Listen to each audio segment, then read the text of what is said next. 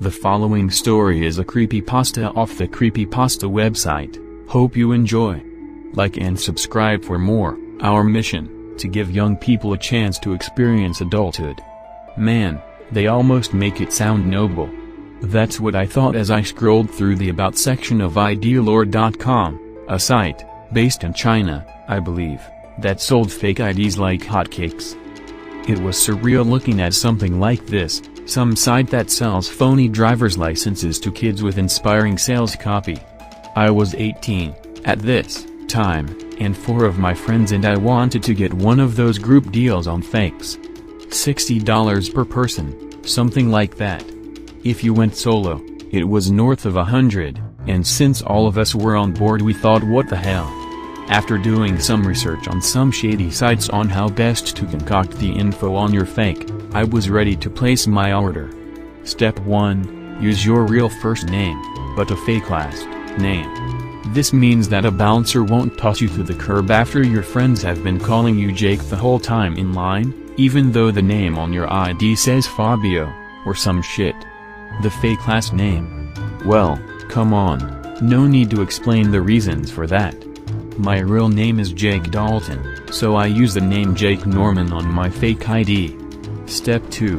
Use the age 21. Though it's generic, it's a common age, and there are lots of people who are, in fact, 21. No need to stretch your age. Step 3. Your picture. Make sure there's even lighting. I actually once knew a guy who got busted because, on his ID photo, half his face was covered in shadow. He had no idea. And why would he? He was a stupid 16-year-old. Step 4.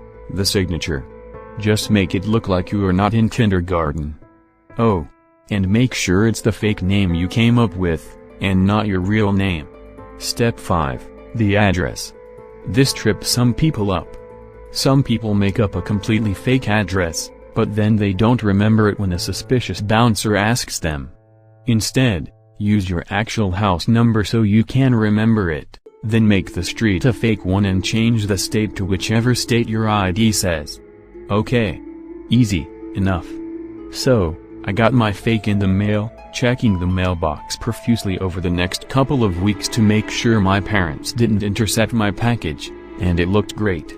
I live in Asheville, North Carolina, and my fake ID was a Tennessee driver's license, the state which borders mine.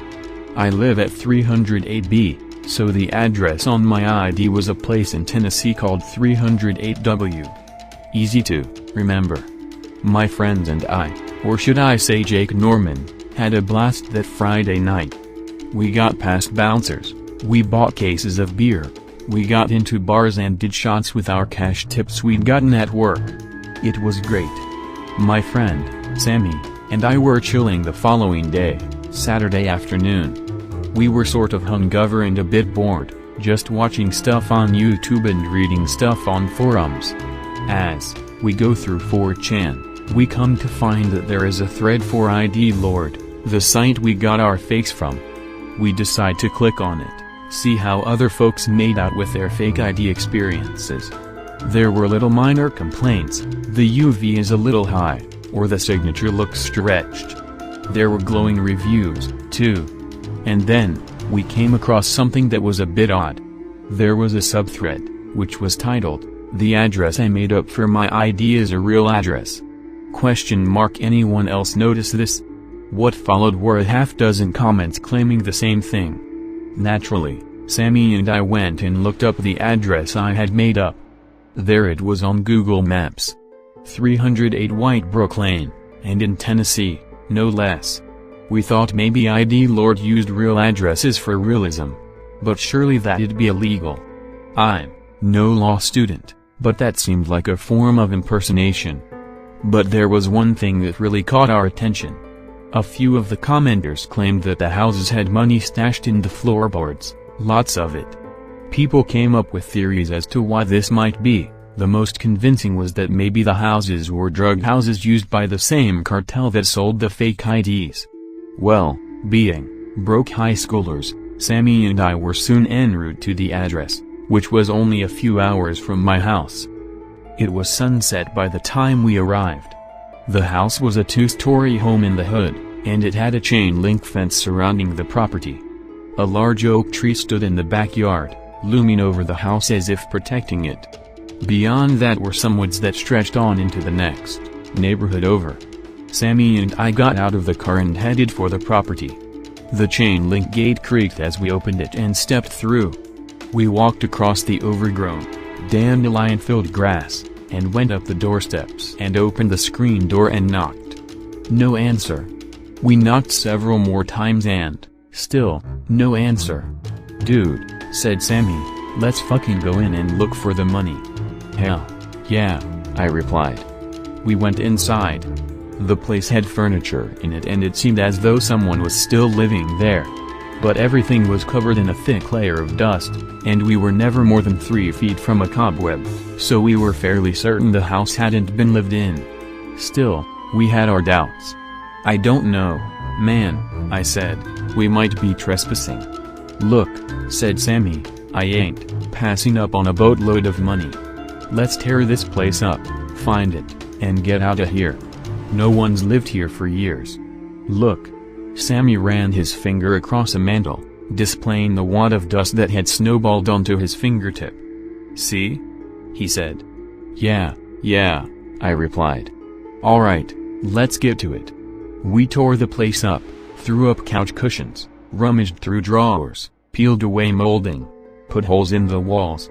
It was dark, now, and we were about ready to give up and just go home. That's when we heard something. It sounded like a television. "Shit, dude," I said. "Is that a damn TV?" Sammy and I stared at each other with our jaws agape. Our shocked, open mouths were pits of darkness. Our eyes were bug's eyes. The sound of the TV was coming from upstairs. "You think someone just left it on?" Sammy asked, stupidly. "Oh my god, dude," I sighed. "We're fucked. Probably some old person who can't hear a thing. Only one way to find out." Sammy and I crept up the stairs. Each step creaked, and each time it did, we winced like we'd been pinched.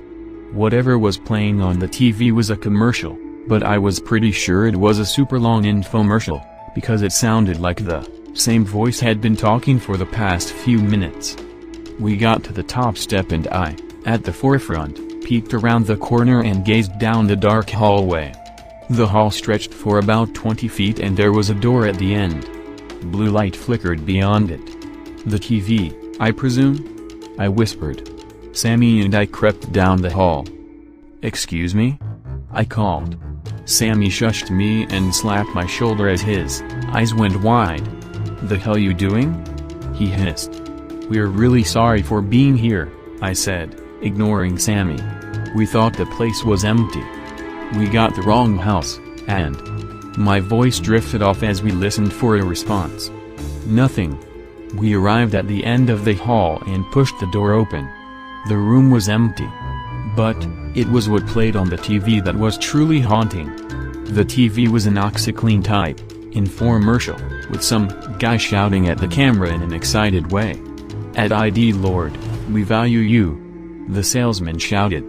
"You get to create a new you that is of legal age. A you that gets to party with the adults, get into clubs, or order a beer at your favorite bar. Get together for a group purchase, and get 50% off here." Sammy and I looked at one another with big eyeballs. "What the fuck?" I asked. "Let's go," said Sammy. "This is..." We turned around and there he stood. Or should I say, there I stood. It was me. Even in the shadows, I could see that it was me that stood across from us. Either I had a twin, or something had occurred that was beyond my comprehension. I couldn't speak.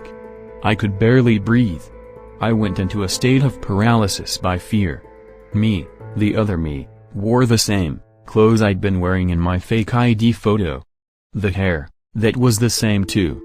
Something else matched, too, the facial expression. When I had gotten my photo taken, I just gave a little half-smile.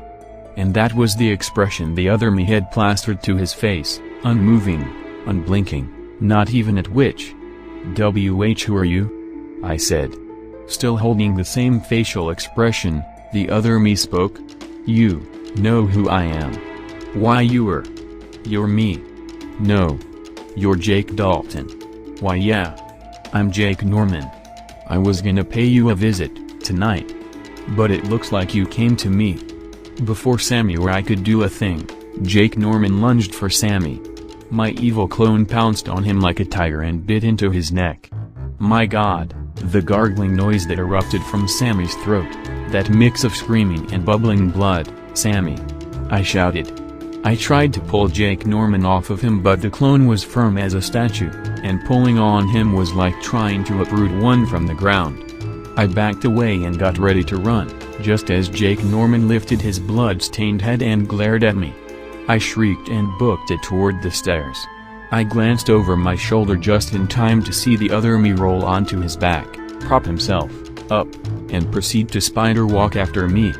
I flew down the stairs.